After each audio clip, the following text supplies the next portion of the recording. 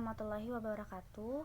Kami kelompok 6 akan mempresentasikan materi yang berjudul Putusan Hakim. Definisi putusan hakim. Menurut Sudikno, putusan hakim yaitu suatu pernyataan yang oleh hakim sebagai pejabat negara mempunyai wewenang untuk itu, yang diucapkan di persidangan, bertujuan untuk mengakhiri atau menyelesaikan suatu perkara. Tidak hanya yang diucapkan yang disebut putusan, tetapi suatu pernyataan yang dituangkan dalam bentuk tulisan yang nantinya akan diucapkan di persidangan. Putusan. Putusan disebut vonis dalam bahasa Belanda, al-qodo dalam bahasa Arab, yaitu produk pengadilan agama karena adanya dua pihak yang saling berlawanan dalam perkara, atau disebut penggugat dan tergugat. Macam-macam putusan. Yang pertama, putusan akhir. Putusan akhir yaitu suatu putusan yang mengakhiri pemeriksaan di persidangan, baik yang sudah menempuh pemeriksaan maupun tidak, atau yang belum menempuh tahap pemeriksaan. Yang selanjutnya itu putusan sela, yaitu putusan yang dijatuhkan ketika masih dalam proses pemeriksaan perkara yang bertujuan untuk memperlancar jalannya pemeriksaan. Baik, saya akan melanjutkan pemaparan materi sebelumnya dari Mewami Harja Putri tentang macam-macam putusan. Di sini masih menjelaskan tentang macam-macam putusan. Saya akan menjelaskan dari segi ketidakhadiran para pihak pada saat putusan dijatuhkan. Yang pertama yaitu putusannya gugur atau putusan gugur. Adalah putusan yang menyatakan bahwa gugatan atau permohonan gugur dikarenakan penggugat atau pemohon tidak hadir. Yang kedua yaitu putusan verstek. Adalah putusan yang dijatuhkan karena tergugat atau termohonnya tidak hadir meski sudah dipanggil secara resmi. Verstek yaitu artinya tergugat tidak hadir. Yang terakhir yaitu putusan kontradiktoir. Adalah putusan akhir pada saat dijatuhkan atau diucapkan dalam sidang tidak dihadiri salah satu pihak atau para pihak. Selanjutnya, macam-macam putusan dilihat dari segi isinya terhadap gugatan atau perkara. Yang pertama yaitu putusan tidak menerima. Putusan hakim yang menyatakan bahwa hakim tidak menerima putusan penggugat atau permohonan pemohon, dengan kata lain, gugatan penggugat atau permohonan dari pemohon tidak diterima karena gugatan atau permohonan tidak memenuhi syarat hukum baik formil maupun material. Yang kedua yaitu putusan mengabulkan gugatan penggugat seluruhnya.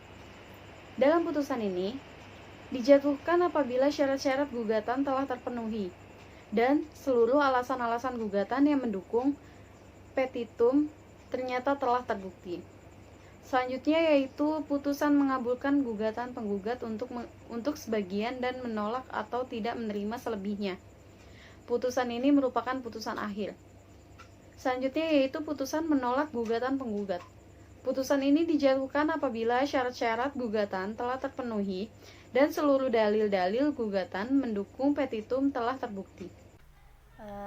Saya menjelaskan macam-macam putusan mengenai dari segi sifatnya, akibat hukum yang ditimbulkan.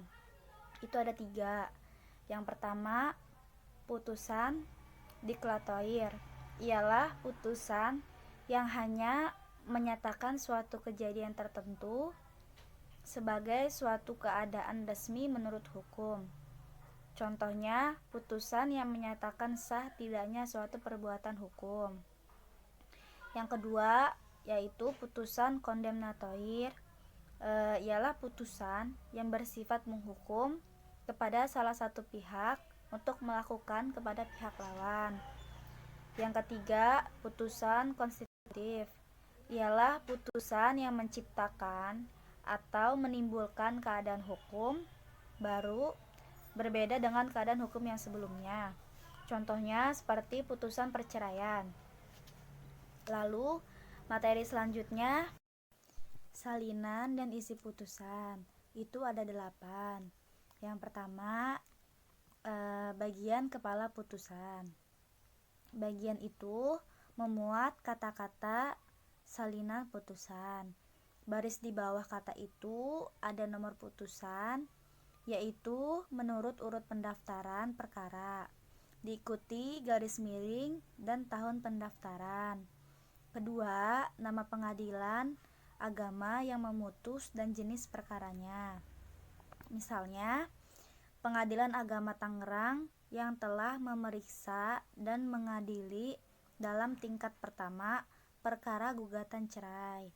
Yang ketiga, identitas para pihak, dimulai dari penggugat, kemudian identitas tergugat.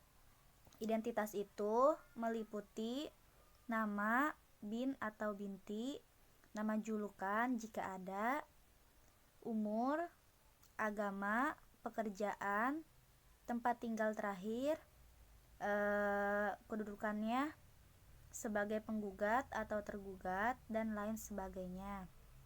Yang keempat, duduk perkaranya atau posita. Yang kelima, tentang pertimbangan hukum. Yang keenam, diktum atau amar putusan. Yang ketujuh, bagian kaki putusan. Pada kata kaki putusan itu dimulai dari kata-kata demikianlah putusan pengadilan agama. Yang kedelapan atau yang terakhir, tanda tangan hakim dan panitera serta perincian biaya. Selanjutnya tentang kekuatan putusan hakim. Putusan hakim mempunyai 3 macam kekuatan. Di antaranya, yang pertama, kekuatan mengikat. Putusan hakim mengikat para pihak yang berperkara dan yang terlibat dalam perkara tersebut. Yang kedua, kekuatan pembuktian. Putusan hakim telah diperoleh kepastian tentang sesuatu yang terkandung dalam putusan tersebut. Yang ketiga, kekuatan eksekutorial, yaitu merupakan kekuatan yang dilaksanakannya apa yang ditetapkan dalam putusan itu secara paksa oleh alat-alat negara. Setelah kekuatan putusan hakim, ada minutasi berkas perkara. Istilah minutasi merupakan surat asli, di mana minutasi berkas perkara adalah membuat semua surat-surat dalam berkas perkara sebagai dokumen resmi dan ahli menurut ketentuan peraturan undang-undangan yang berlaku.